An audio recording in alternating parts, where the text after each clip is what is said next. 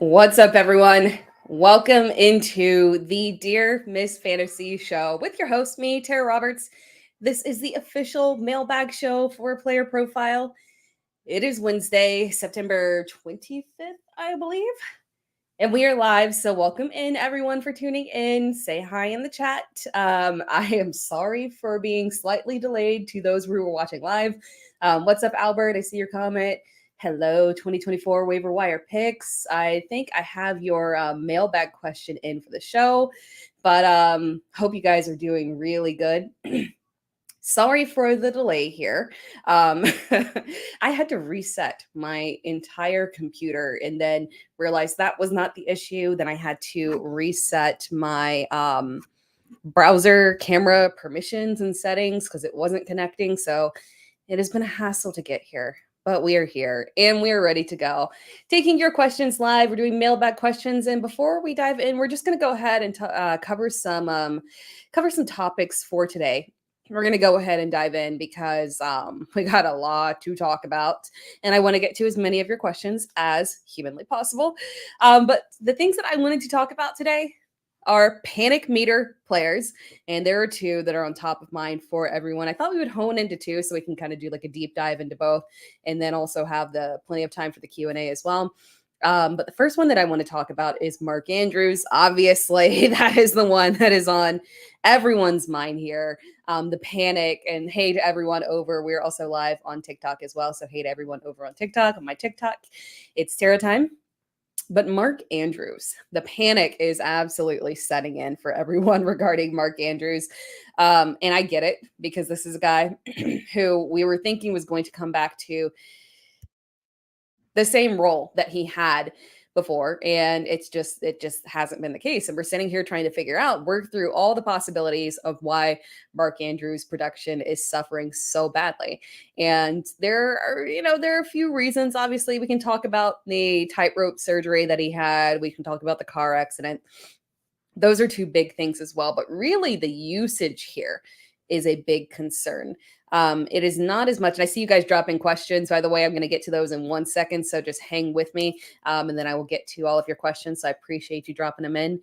But with Mark Andrews, a lot of times when we talk about this tightrope injury, the tightrope surgery, I know a ton of people have brought it up as a potential for why he is underperforming. And for sure, yeah, we've seen it multiple times before. We saw it last year with Tony Pollard. We're probably seeing it live in action right now with Tank Dell. But the difference here is that it's not just that he is visually underperforming, right? Like, let's reference Tony Pollard last year. You could see visually when you looked at him the lack of burst. He just did not look like the same explosive back from the prior year. And the surgery did have a lot to do with that. He even said so himself. He said, it wasn't until later in the season where he really felt like he was the same person that he was before. But with Mark Andrews, it's not that we're looking at him and saying, man, you're just not, when you're running those routes, you just don't look like the same guy. The problem is that we're also having a dramatic dip in his actual usage within the offense there. So when we look at a guy like Tank Dell, we're seeing exactly what we kind of expected out of Tank Dell in terms of usage, right? We knew that Stephon Diggs coming into this offense was going to technically push Tank Dell into the wide receiver 3 role there in that offense, right?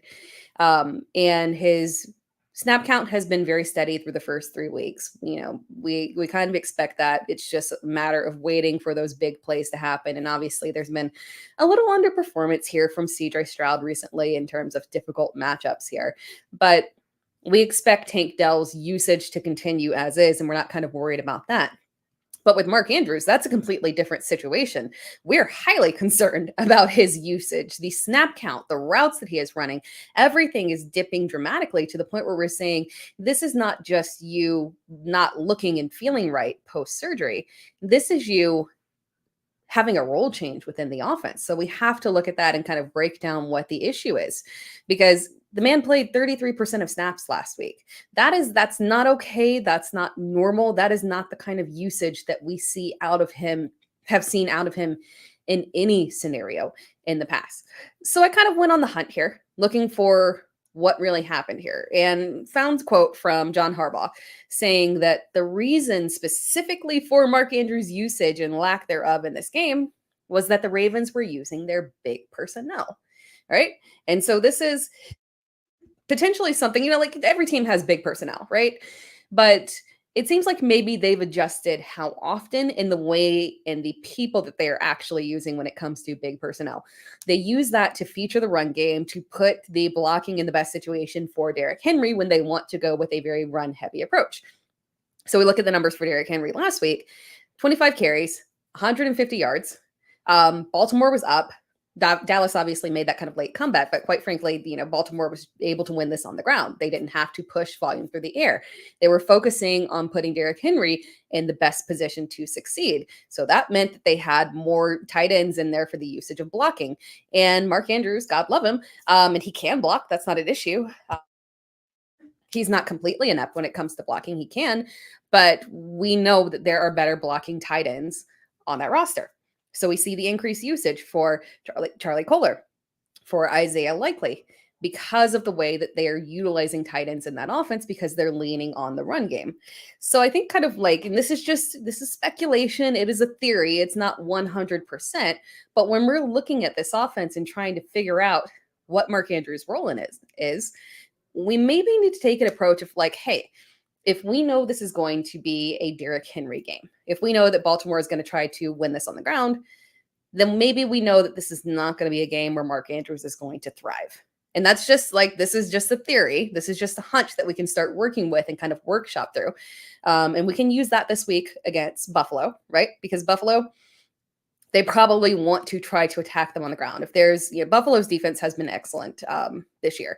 But if there is a weakness that they have in terms of their defense, it's easier to attack them on the ground. The secondary has been fantastic. The run defense is not a big weakness, but if you want to attack them, that's a better way to do it. So utilizing Derrick Henry more in this game in Buffalo, probably the most likely scenario here. That said, maybe we look at this game, say if we can afford to sit him, then sit him. And then wait it out for next week, because they play Cincinnati next week. That's a very pass-friendly situation, right? Then they play Washington, another very pass-friendly situation. So we could see maybe one more decreased usage kind of situation from him. And then an upgraded situation from him when he faces Cincinnati and Washington. It might be a situation where we're going to have to play him in terms of matchups. We didn't think that we would have to get to that point with Derrick Henry, but unfortunately with Mark Andrews, but unfortunately that might be the case here. Again, that said, Andrews is my tight end 9 on the week, because quite frankly, if you do have him, you might not have more solid streaming options. Like if I were looking at Colby Parkinson next to Mark Andrews, I'm saying I'm going to take my chances and cross my fingers that Mark Andrews is going to have a big play here, maybe a touchdown, and can pull out the higher upside here compared to a guy that I just don't think has a ton of upside as a streaming option like a Colby Parkinson. And that's the case. If you have to do it, you have to. But maybe we wrap this and say, we're not going to panic if we see another poor performance from Mark Andrews, and it coincidentally happens to be another run-heavy day from Derrick Henry. Maybe we can start to make that correlation there and not panic, just kind of play him in terms of matchups. The next player that I want to talk about is Anthony Richardson, obviously, as a panic meter player. But before I do that, let's take some questions, because you guys are coming in hot with the questions all over the place. So I want to get to those. All right. Let me see, where do I start? If Devonta Smith plays, should I play him or Jennings? Excellent question there. If Devonta Smith plays, I'm absolutely starting him. Granted, I don't think that that's going to happen, but in the event that we do get him, I would play him over Juwan Jennings, and I like Juwan Jennings as a streaming option. It sounds like we could get George Kittle back this week. Expect Debo to not be back. So Kittle could make, obviously, like a little dent in his production. But overall, Jennings is still a very streamable option this week, even if Kittle returns. But compared to Devonta Smith, I would take the no with Devonta Smith, because with concussions, the thing to remember is if they're on the field, they're going to play. It's not a situation where it's like an ankle and they may be limited. If you're cleared to play, if you clear concussion protocol, you're going to play. So we would do Devonta Smith over Juwan Jennings in that situation. Is Jamar hurt? He has a little injury issue. Now we say little, he was limited, and it's an estimation because of walkthrough. They didn't even practice today. I don't like Wednesday practice reports. I don't take those, especially when it's a limited walkthrough kind of practice situation. I don't really panic over those and think that we need to say, oh my God, I need to make preparations to be without Jamar Chase. I wouldn't worry significantly over it. Doing some more comments here. Pick one. Rico, Steele, Braylon, Zamir. God, this is a good question here. I just can't get on board with Zamir. And I hate that. I have one Dynasty League where I'm forced to start Zamir White because life is not fair. But we're eliminating Zamir White from this scenario. Rico as well, just because I don't feel like he truly has the upside. At no point do I ever think, and I hate this for Rico because I feel like if they gave Rico Dowdle the entire workload, we'd be looking at a good situation where he could be a viable low-in RB2. But unfortunately, I just don't think that Zeke is going to go away. And Zeke's an Iron Man, right? How many times? And he's had some early injury issues, but for the most part, the man gets out there and he suits up no matter what. So, I lean away from Rico in that split backfield. So that brings us to Braylon Allen in the fantastic matchup. And then Steele, who obviously I do think he's operating as the RB1. I'm not threatened by the activation of Kareem Hunt because in my mind, like, I just don't think that Kareem Hunt is going to get out there and immediately take over this backfield. They said that they still need to work to get him up to game speed. Remember, he hasn't been with a team. This is a situation of an older veteran running back coming in here and hopefully providing some value. But the reality of him ascending to RB1, I just don't think that he can overtake Steele, in my opinion, who has done excellent at exactly what they need him to do. Early down work, short yardage. If he gets goal line opportunities, I believe he will convert there. So Steele, it's between Steele and Braylon Allen. If it was a standard lean, I could absolutely lean towards Steele. But I give the preference over here towards Braylon Allen because of the matchup, even in that split backfield with Breece Hall. I think that this is a situation where the Jets are going to rely heavily on this run game here in this matchup in particular. And I love even on 10 to 13 carries for Braylon Allen, just the upside is so significant with him. I'm starting Braylon Allen in a league this week. So Braylon Allen is who I would lean towards. Let's do one more question before we do a little commercial break here. Barkley would have fit better into the offense that Baltimore wants to run. Yeah, potentially there. Potentially. Now, I don't think they ever would have paid Barkley money, and there's not a massive difference between the money that was paid to Derrick Henry and Saquon, but still, I think they were looking for something a little bit cheaper. And I don't know if Barkley would have ever really been a true scenario for them. Yeah, Braylon Allen is a beast. Love him. I can imagine if Braylon Allen went to another team. If Braylon Allen was in Dallas, oh my God. Good Lord. He would be a weekly RB1. Such a shame. Such a shame there. But I'm happy that the Jets are going run heavy on this. All right. On YouTube, guys, we are going to take it's a little commercial break here if I can get back to my branded side here in StreamYard. And then I'll come back and answer some more questions. Right after we hear a word from our sponsor. Oh, the NFL season is underway, and if you drafted on FastDraft this summer, the Origins All-Rookie Game, the Flex 4 game, check the live scoring, see where you are in the standings. You might be in line for a big payday. And no matter where you are in the world, you should have the FastDraft app because there's a custom Dynasty mock tool that's free to everybody with super sharp ADPs, and we're rolling out DFS tournaments throughout the year, and the 2025 tournaments will go live before any of us realize, oh my God, the 2025 season is upon us. Download FastDraft, register, and you will be alerted as soon as these new contests are unleashed. Check it out on FastDraft.app. Questions. All right.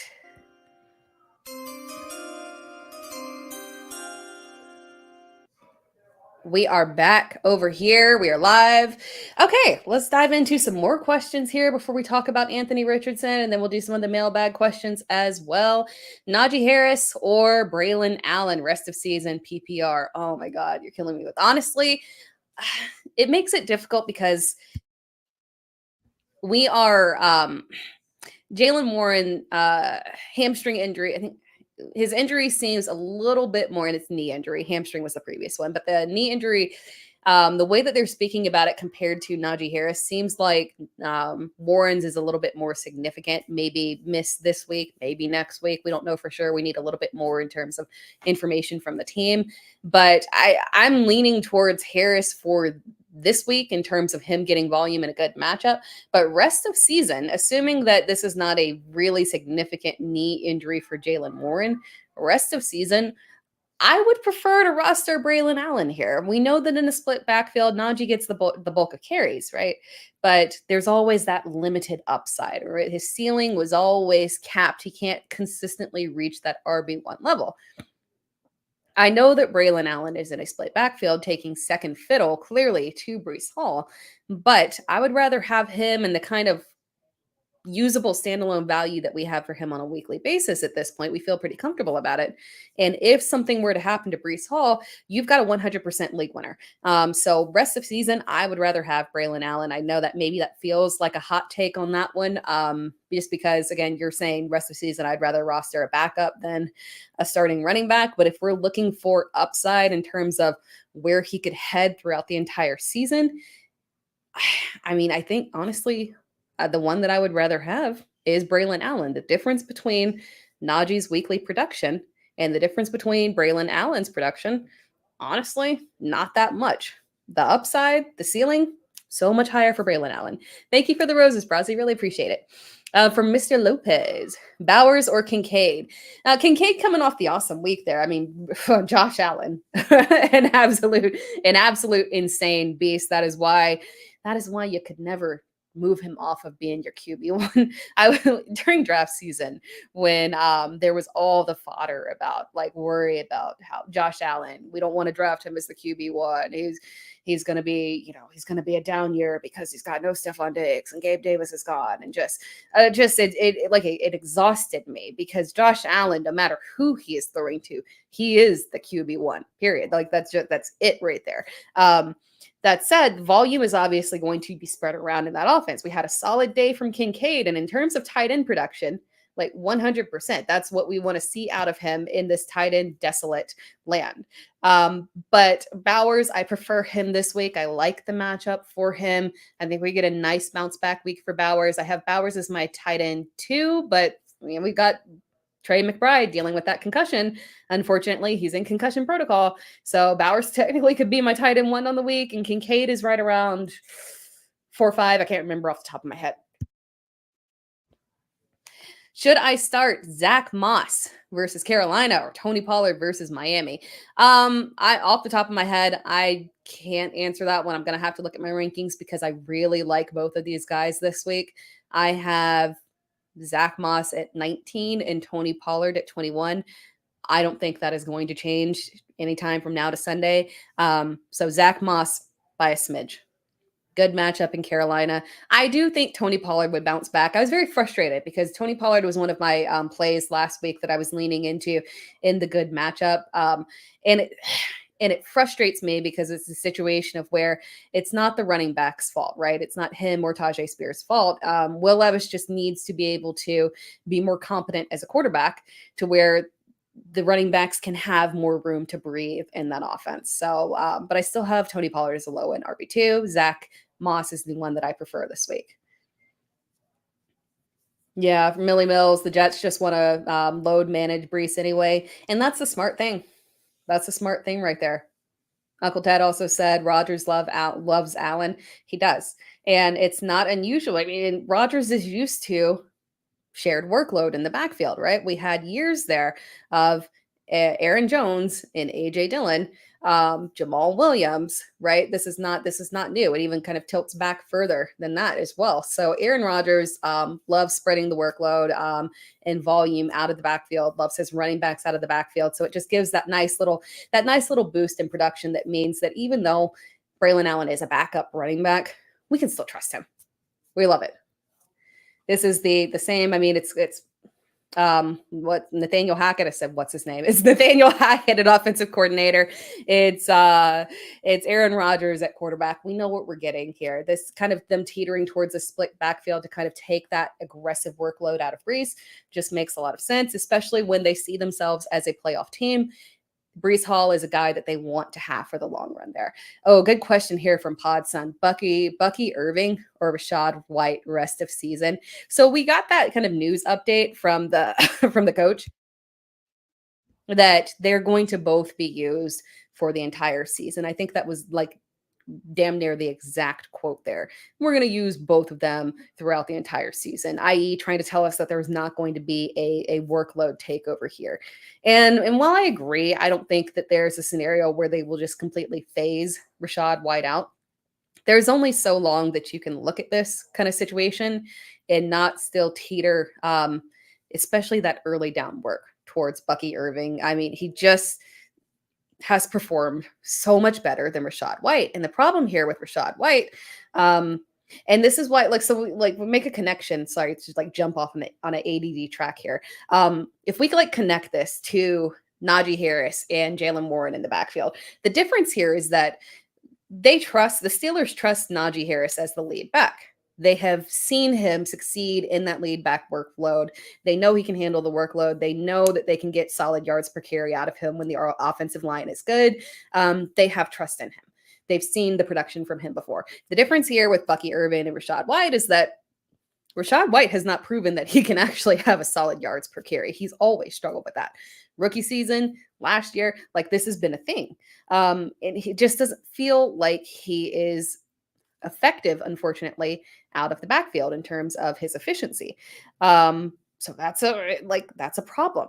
And the more that you see that comparison, I feel like the coaches will start to tilt in favor of Bucky Irving. So for me, it's Bucky Irving rest of season. I'm not bailing out on Rachaad White because I do think that if they kind of teeter these roles a little bit, Rachaad White will still have a little bit of the preference in terms of third down work and that receiving upside. And we know that that's something that works very well with Baker Mayfield.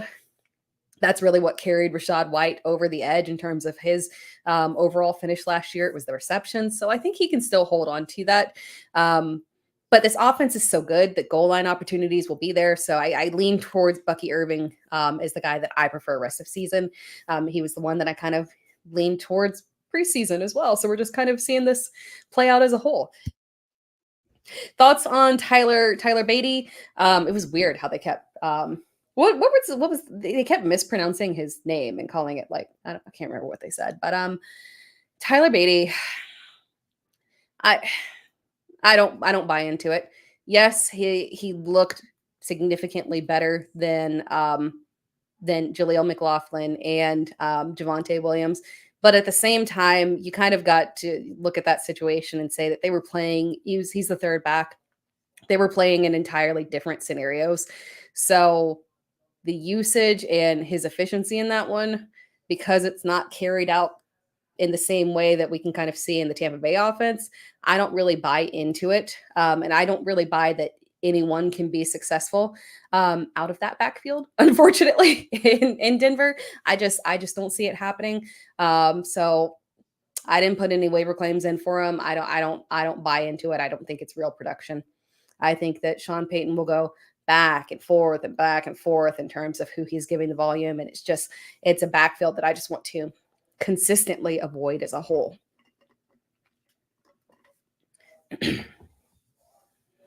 Cam Akers or Deontay Foreman, PPR. Good to see you on the show. Thank you. So we've got, it seems like, we don't know for sure, but it seems like Mixon is going to potentially be out this week. And we've also got the lean that Dameon Pierce is going to return this week. which makes it a little bit difficult. Then we also can't really trust exactly where the volume is going in that Cleveland offense. That's another one where I don't feel super comfortable with either running back because it seems like they're kind of tilting back and forth in terms of the scenario, how they want to approach it, or the hot hand, or just whatever they're trying to workshop over there. Like they're trying to make something happen. I would lean towards Cam Akers, even with Dameon Pierce back. Maybe we see Dameon Pierce a little bit limited coming off of that injury, or maybe we just see Cam Akers outperform Dameon Pierce. I expect this to be a nice bounce back week for CJ Stroud. So we should cross our fingers, have some goal line opportunities there for the running back. So I lean towards Cam Akers on that one. Let's see. Let's get some more questions over here. A comment from Preston. I have to start Jalen this week, and I don't like it. Which Jalen? From Danny. Smith or Smith and Dobbins for ETN and Wilson. Ooh, I prefer the Smith and Dobbins side of that. And I know that sucks because more than likely not getting Devontae Smith this week, unfortunately. But with Garrett Wilson, and I just don't feel like he's getting that same Aaron Rodgers treatment that we've seen in the past with his wide receiver one, with Devontae Adams or Jordy Nelson and whatnot. I just don't trust it in terms of having the same ceiling that Devonta Smith has. They should be fairly even, really, in terms of overall production, but I don't think Wilson. I don't see that top 5 upside for him anymore, just in context of the offense and them being so run heavy.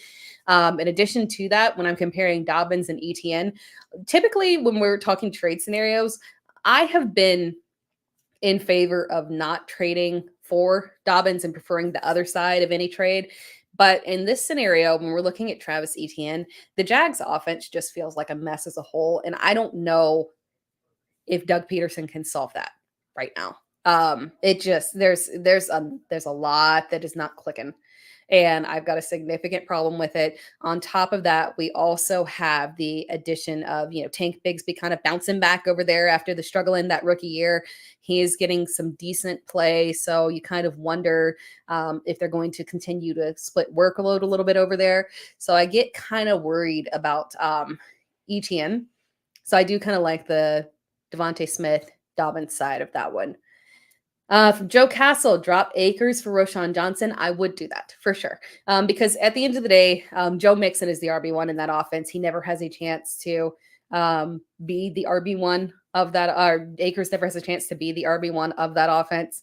He's also got to contend with Dameon Pierce. So in terms of who actually has upside and opportunity, it is Roschon. Now I'm reserving my reaction in terms of the volume for Roschon Johnson because I've been a believer, right? Pre-draft, he was someone that I absolutely loved.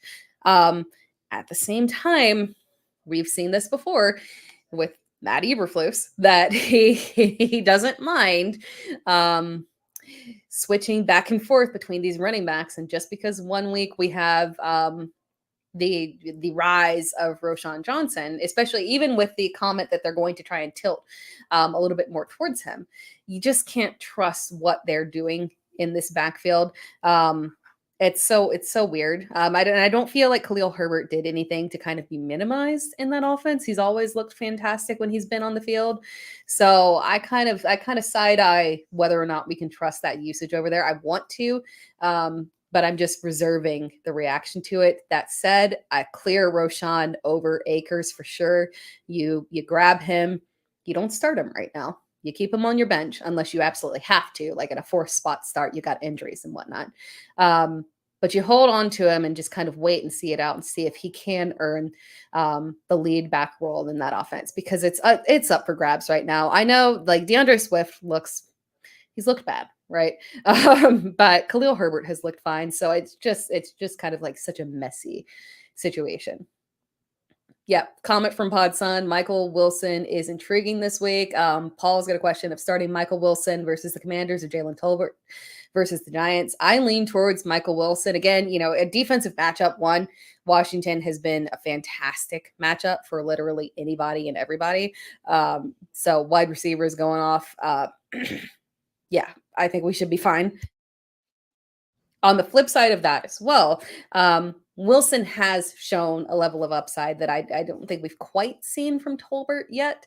And Giants secondary injuries could open up, a lot of opportunities there for pass catchers. But we could see another nice Jake Ferguson performance this week as well. We need a CD Lamb get right game, and he did apologize for his little outburst. So usually after that, maybe we're going to see him get a little more.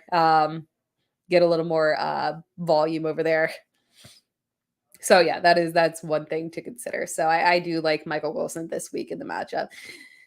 From Chris Galindo, Anthony Richardson or Andy Dalton this week. Oh my gosh, why would you ask me that question?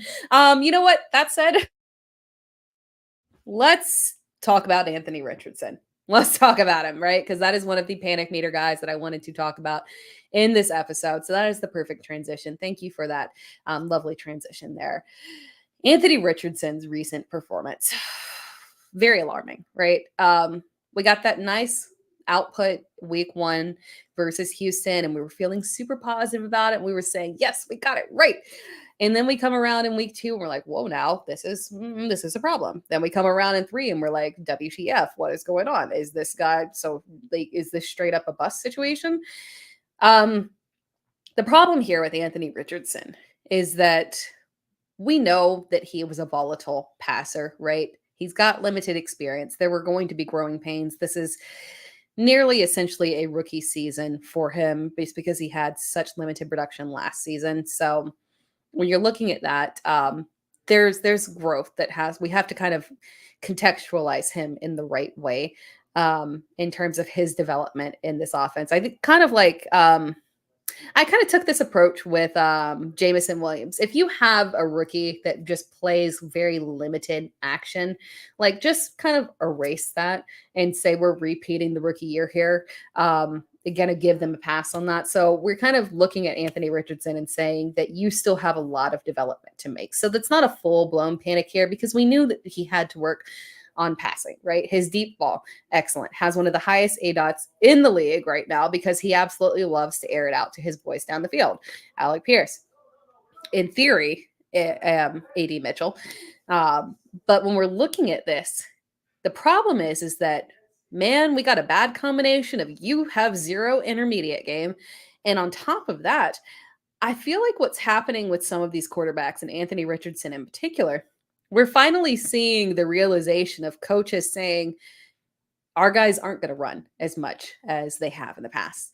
And if we're getting a limited amount of rushing upside from Anthony Richardson, and obviously we're tilting towards those goal line touches going to Jonathan Taylor, then really where is the upside coming with Anthony Richardson? It just makes him even more volatile. So you have to accept that starting Anthony Richardson is just an extremely volatile situation here. When the floor was reliant on that rushing upside, and thus far we're not getting out of him. We look at a guy like Jane Daniels, he's had a minimum of 10 carries in every single game. The rushing upside is there for him. The goal line opportunities are there for him. Anthony Richardson, he's not getting that same type of usage, unfortunately. On top of that, all of the issues that we have with his accuracy, you're coming in with accuracy at a 50% clip over here. On top of that issue, we've got turnovers, right? He wasn't aggressively turning the ball over at his limited usage last year. And now all of a sudden, we've got a dramatic increase in interceptions with him. So we've got the volatility, we've got the turnovers, we've got the rushing decline, we've got the limited goal line opportunities. It's kind of like a fantasy disaster for him. And I feel like this could be flipped around in a different scenario. But the problem is that when you look at the Indianapolis lineup here moving forward, or Indianapolis schedule here moving forward, it's a lot different than what we saw heading into the season. It looked like a fairly easy schedule heading into the season, but now you look at it and you're like, okay, We've got Pittsburgh. That is a terrible matchup. You got Jacksonville. You got a little layup. Tennessee, much improved defense. Miami's defense has been good.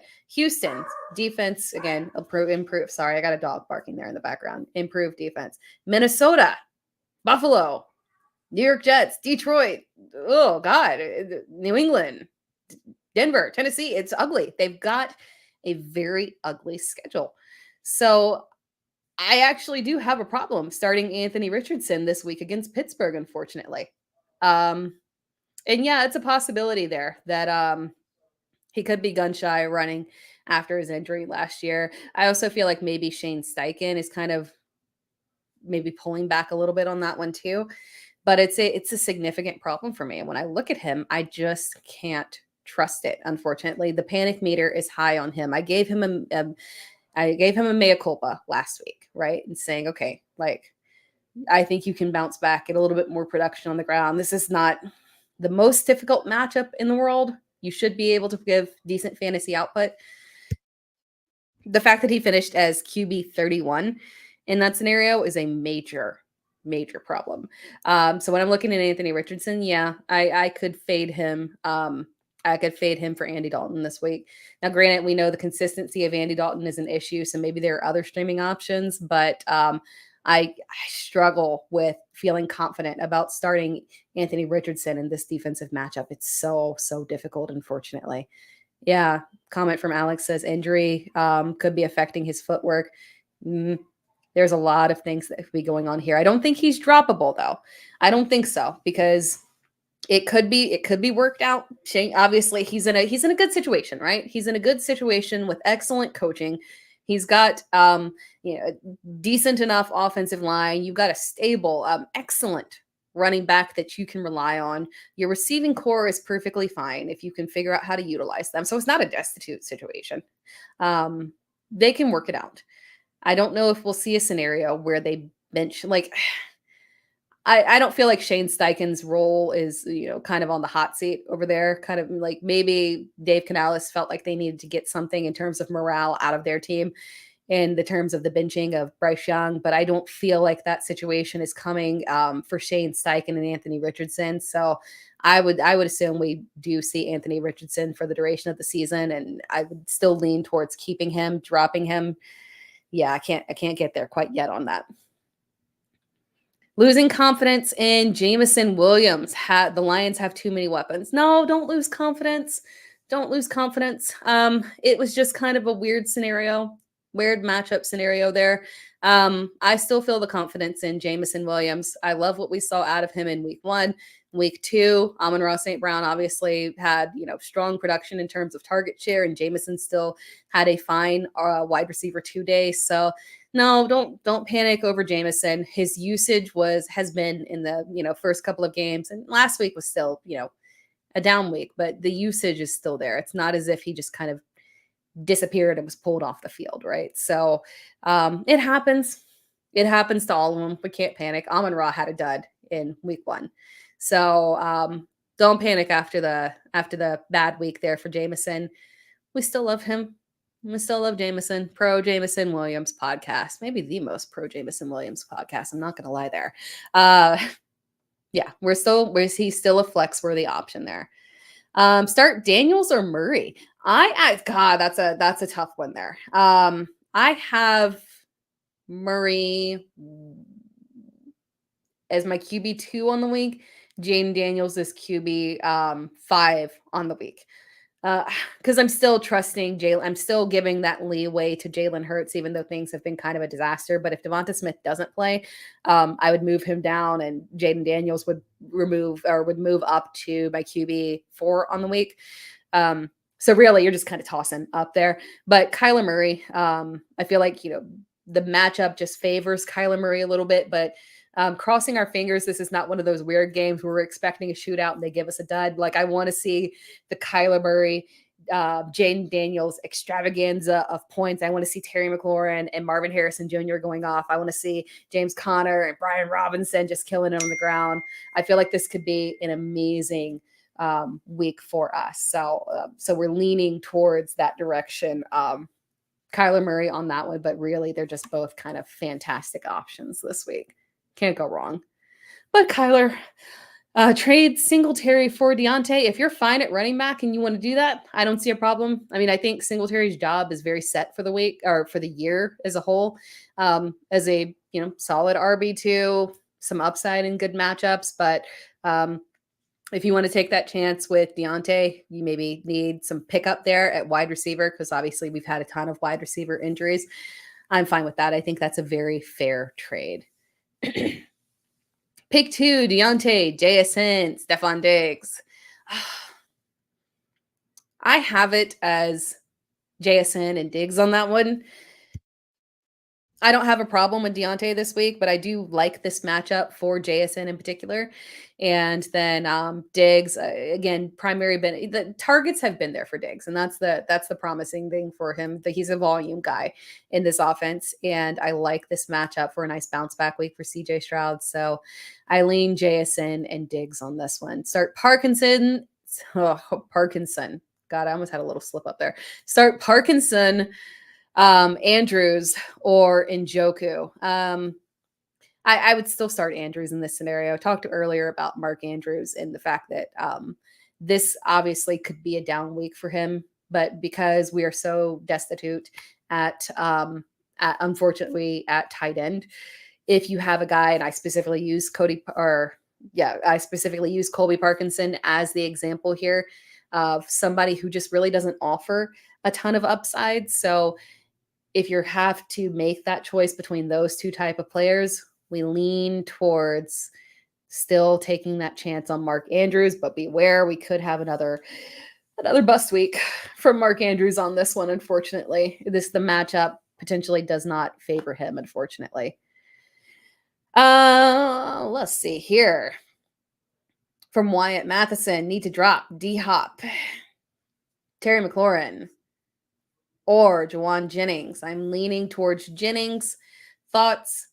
We lean toward, oh, I hate that for you. You got to drop Jennings, unfortunately, because Jennings is a time frame. If you don't have to start him, if you're not starting him right now, he's a time sensitive kind of asset. If you're, I hate to drop him because then you kind of give him to somebody else to start in your league as well. So there's the risk of that. But if you have to, it does have to be Juwan Jennings, just because he is on a time frame in terms of whenever Devonta Smith comes back from the Deebo Samuel comes back from the injury. Hunter Henry or Evan Ingram if he plays. I still so if he plays, I will have Evan Ingram ranked higher, provided we get the full health. He's good to go. That said, man, I don't feel good about it. I don't feel good about it at all. But I would start Evan Ingram. Good question over here too. Mark Andrews or Evan Ingram if he's back. I would still lean towards Mark Andrews over Ingram, just because injury risk in terms of limitations on that one being the issue there. That's the only reason. If we got a full bill of health and he's good to go, I could lean that direction. But again, we've just been so suspect, unfortunately, in terms of that Jacksonville offense. You just kind of wonder what the role actually in terms of volume is going to be for him when he does come back. Evan Ingram, even if he doesn't play. Oh. Hunter Henry is, I don't mind Hunter Henry as a streaming option, to make that clear, but he is a volatile asset, right? It's one of those things where you're taking a swing. You're just taking a swing on him and you're hoping that it hits for the week, because there are weeks where Hunter Henry will be excellent and weeks that Hunter Henry will give you absolutely nothing. And there's nothing that you can do about that. But if you're in a desperation heave and you have to make that move, you can do that. Wish we had some level of consistency out of New England's offense. That would be amazing, but we're not there yet. Shaheed, 1 week wonder due to good defense or boom bust rest of season. I think we're still in the Rashid Shaheed boom bust era. I think the only difference here is that maybe we see the booms come more frequently, because even when we look at last year, we never saw 2 boom games in a row. To start the season, we got 2 boom games in a row. So, hey, we're already on the plus side that in terms of Rashid Shaheed's actual usage. I still think he's boom bust, but it'll come in more frequent spurts just because the Saints offense is so much improved this season. Who do we think will be the waiver wire pickup next week? I should have saved that question because quite frankly, I have not really thought that one through. I tend to think about that one on Fridays, but that'll be something. Let me think on that one. Maybe I'll do a video on that and post it on social media. Roshan or Justice Hill this week.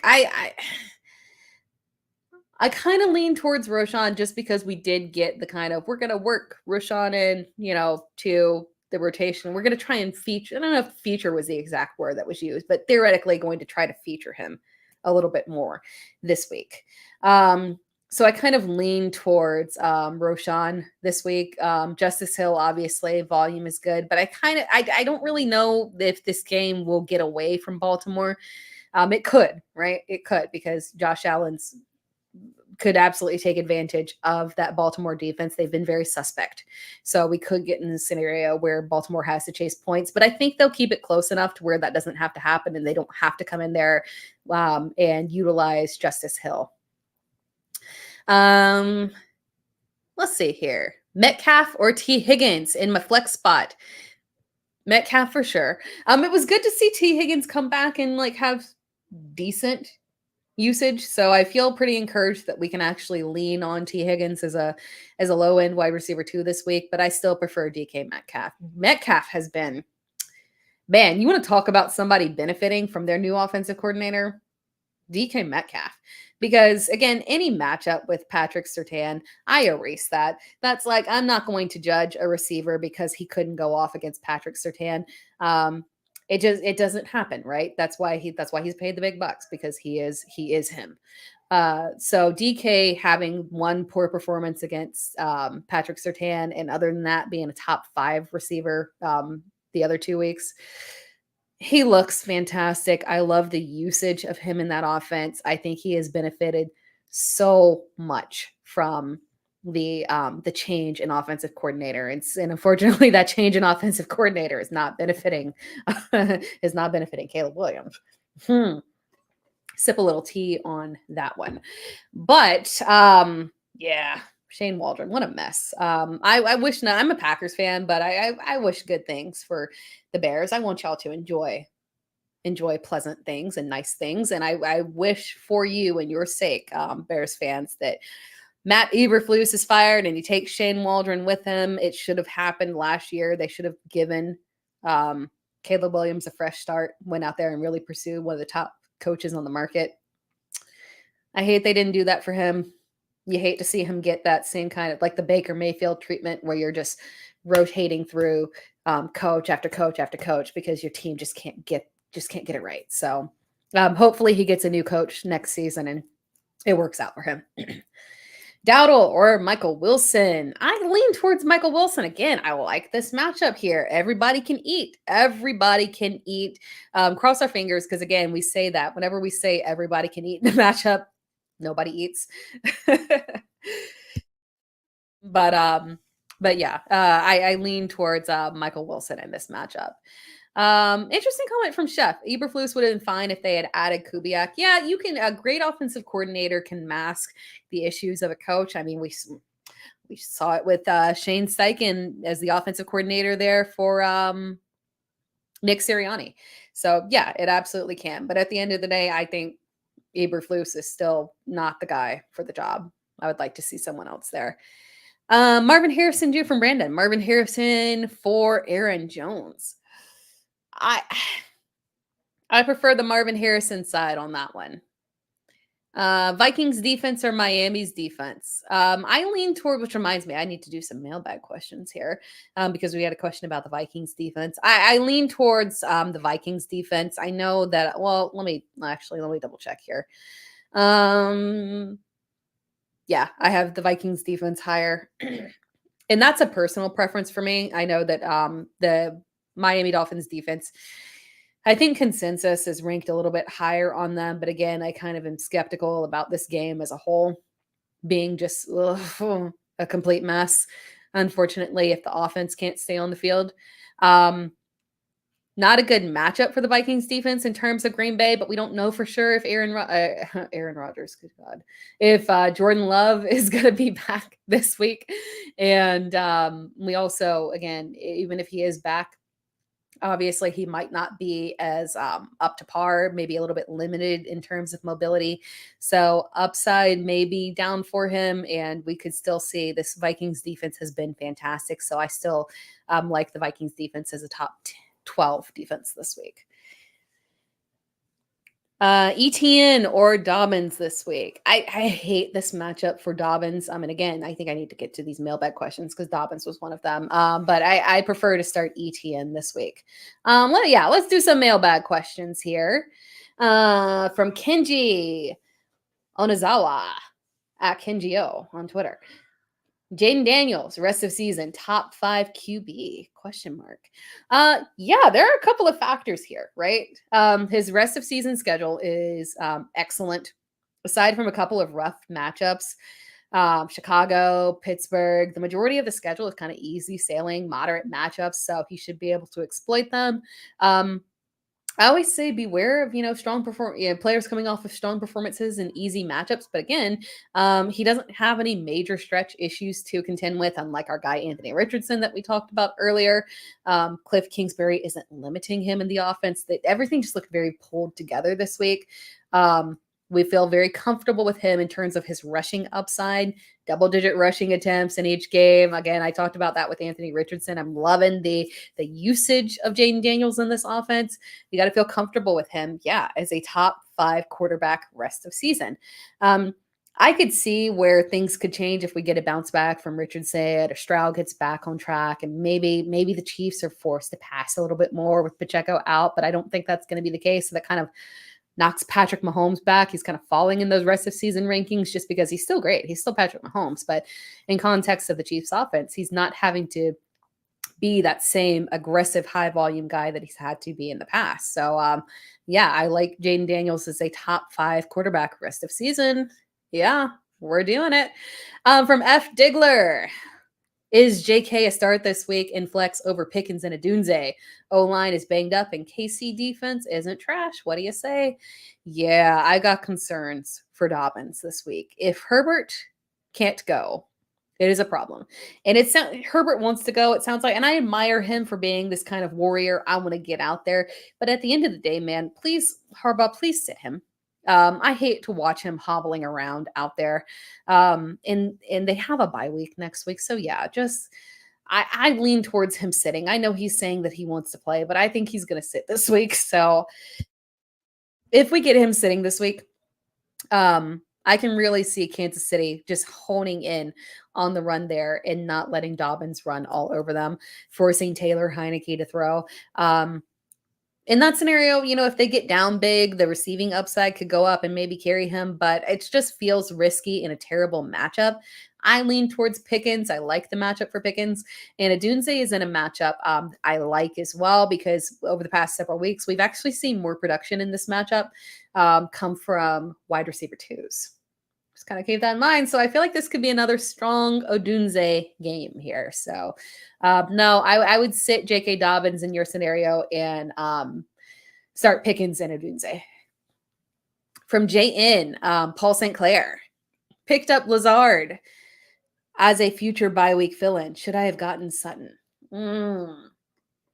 Good question here. I feel like this depends on which bye week he is filling in on and what the matchup is. The reality is that with Lazard, obviously he has that favoritism with Aaron Rodgers, but we are going to see more Mike Williams. We've already got them saying that we're going to see the usage amped up for Mike Williams here. So I do prefer Sutton because while the Denver offense has been chaotic, it's been messy. At the same time, I do very much so like this situation where we can at least know that he is still the wide receiver 1 in that offense. At the end of the day, there could be more development for Bo Nix as the season goes on. He looked a little bit better last week, right? So he could develop as we continue on. And if he develops, obviously that, gives a little bit of uptick for Sutton. I prefer Sutton overall. I would make that switch. All right. One more mailbag question here from Brian Burke, the Brian Burke. With Mixon, apparently week to week, and Dameon Pierce returning practice, would you drop Akers for Pierce or try to acquire Pierce over Akers? Pierce recent tape has not looked great. I want the best for Dameon Pierce. And maybe that's selfish because I made a poor dynasty trade for him and I want redemption on that. No, in seriousness, neither. Neither is if neither is an option, but if you have to, I still lean towards Akers. Again, when we're talking about him, Dameon Pierce looking like he's returning, and it does seem like he's going to be active this week. And Joe Mixon still seems like the risk. So you're looking at a potential split backfield between Akers and Pierce. And then you just kind of say health-wise, maybe Akers has the more significant workload if Pierce has any kind of ramp up or limitations coming off of that injury. So, again, since we don't kind of get the news in terms of what kind of workload Pierce would be seeing until probably late Saturday, early Sunday, for now, I would stick with Akers on that one. Let's do some more questions here before we wrap things up. Chef TB, should we call ghost hunters and see if they can track down Brandon Ayuk and his ghost? Oh, don't make me laugh. I've got this cough. Yeah, Brandon Ayuk. Jesus Christ. I excused the first couple of weeks because I was like, off season. You obviously weren't. When these guys have contract situations, their off season is not spent with the team in the way that it should be. So we do get these kind of delayed upside situations, right? Because they'll be on the field, but they're still not their normal typical self because they didn't go through a full off season. I just don't know how much more I want to wait for Ayuk to look competent. I hate that. And we're still starting Ayuk. We're not benching him. We're still starting him, especially with Deebo Samuel out, but he needs to pull it together because this is ridiculous. Good question from Senior Football. Ertz or Conklin, PPR. Conklin kind of, we've always thought that Conklin could be interesting in combination with Aaron Rodgers. That said, Ertz has been reliable. I laugh. I did I did start Ertz in the Scott Fish Bowl just because I'm like reeling with injuries there and it's like exhausting. And it pulled through. It came through okay. Ertz he's gotten his.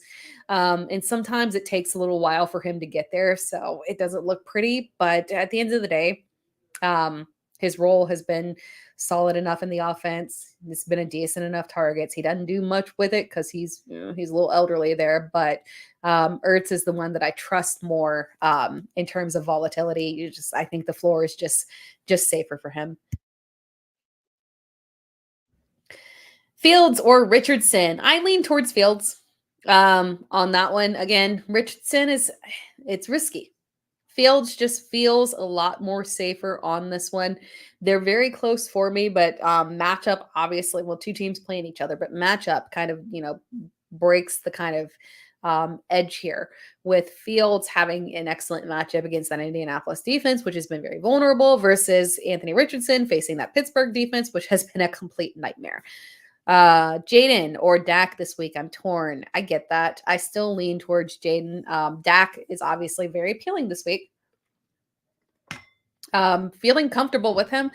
But at the end of the day, also, and this is not an analysis thing, and there's no rhyme or reason to this, but hey, when you get the Thursday night games, if you can pivot to a better option that plays later in the week, because those Thursday night games can often be underwhelming in terms of production, I lean that direction. So I prefer Jaden Daniels for you. And I see all the follows there. I just want to make that comment real quick. I appreciate the follows over on TikTok. Shout out to you guys. Thank you so much.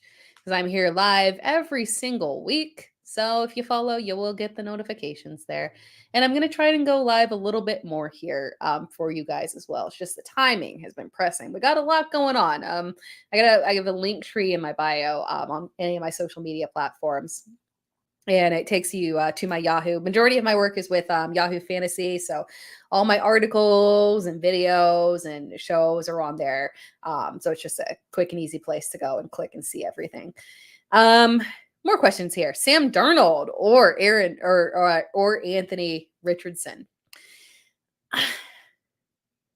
Which I now realize with AR, we have both Anthony Richardson and Aaron Rodgers, but Anthony Richardson, I still lean towards taking the chance on Anthony Richardson. And honestly, I go back and forth on this one. I'm not going to lie here. I've had a hard time with where I rank Sam Darnold this week because he has been so reliable. He also could be getting Jordan Addison back this week, and I maybe want to lean into him more. But Green Bay's pass defense with the addition of Xavier McKinney has been like it's been solid. They're cooking right now. So I feel like this is going to be such an interesting matchup here because we've also got this Green Bay offense potentially, cross our fingers, with Jordan Love facing this fantastic Minnesota defense. Divisional matchup here. This is just like, man, this is going to be interesting here. We're still rolling our guys out, but I kind of lean towards Anthony Richardson on that one and crossing our fingers because I feel like this week for Sam Darnold will be the first week where I don't think he's going to be a bust by any means, but I think this will be the first week where he kind of hits that mid RB or mid QB2 range just because of lack of rushing upside to where maybe he has a decent game, 230 yards, touchdown or whatnot. Like it's a good game. Maybe he wins and something like that, but it just from a fantasy perspective is maybe a little underwhelming for us because they can try and win this one on the ground with Aaron Jones. Oh my gosh, Aaron Jones revenge game. We got a lot of revenge games this week. Andy Dalton revenge game, although he's technically had that one before, but this is Aaron Jones's first revenge game against Green Bay. Oh my goodness. This is gonna, oh my God. Yeah, okay. I'm so keyed in on this game. I'm excited. I'm pumped now. Ugh. Wish it was a primetime game. They kind of botched that scheduling. That's not their fault though. They just need to we need more flex options. Ravens edits. Khalil Shakir or JSN? That's a good question there. Khalil Shakir has really come on in terms of being the steady, reliable guy. And I love to see it because Shakir was the guy out of that Buffalo receiving core that I lean towards, including over Dalton Kincaid. So love to thus far be accurate on that, but I still lean JSN. I mentioned earlier, I like this matchup for JSN. This matchup right here for JSN, Detroit's, let me explain it real quick. Detroit's pass defense Detroit's defense as a whole has just been a menace. Congrats to them because obviously they struggled a little bit last year in terms of continually being lit up, and they've pulled things together. Aiden Hutchinson is a monster and been really, really disrupting pass games. Their secondary has been solid. That said, the wide receiver 2 that is playing against Detroit has done well thus far this season. So if the pattern continues, I think that we'll have a solid game from JSN. So I don't mind JSN. Difficult matchup, but I think it actually leans towards JSN having a fine day. So I lean towards JSN. Trade question. Yes or no, I get Nico and give up Diggs and Evans. Oh, you have Smith as your wide receiver 2. I get that you've got, and Reed is your flex. I get that you've got a lot to work with, but I would not give up that much. That's a lot. Diggs is very solid. And Mike Evans still has that wide receiver 1 upside. He's just had tough matchup situations. I'm not panicking over Mike Evans just yet. That feels like a lot to get Nico. And I'm not panicking over Mike Evans because, again, I legitimately erase when you have a matchup with Patrick Surtain. That game does not exist. I eliminate it for you. Couple more questions here, and then we're going to wrap it up. Fields or Daniels? Daniels for sure. Daniels, top 5 quarterback this week. Indiana. So yeah, Fields does have a good matchup. So we do like him this week. But Daniels again versus Arizona. We're crossing our fingers. This is a significant shootout on this one. Oh, from Buckets, DJ Moore or interesting question. Rest of season.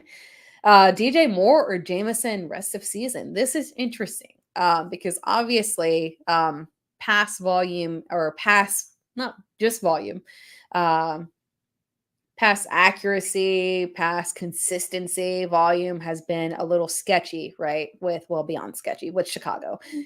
And it kind of presents a scenario where you feel like you can't trust DJ Moore, especially with the emergence of Rome Odunze, showing that he is that dude. Offensive situation is just kind of a mess. I still lean towards DJ Moore over Jameson rest of season, but it's a lot closer than you would think. It's a lot closer than you would think. But DJ Moore. And then one more question: Odunze or Ayuk in non-PPR? I like this matchup for Odunze. I do. And it feels weird to sit Brandon Ayuk. And I will say, even though Odunze had a solid game in Standard League last week, Ayuk has always been someone who, from that low volume touchdown equity, leans a little bit higher in terms of non-PPR. It's close for me, but I still lean towards Brandon Ayuk on this one. I know it's frustrating. I know you want to go and pivot to Rome Odunze on that one, but we're still sticking with Brandon Ayuk on this one. It's frustrating, but we're still sticking with it. All right. That wraps things up. That is the end of the podcast here.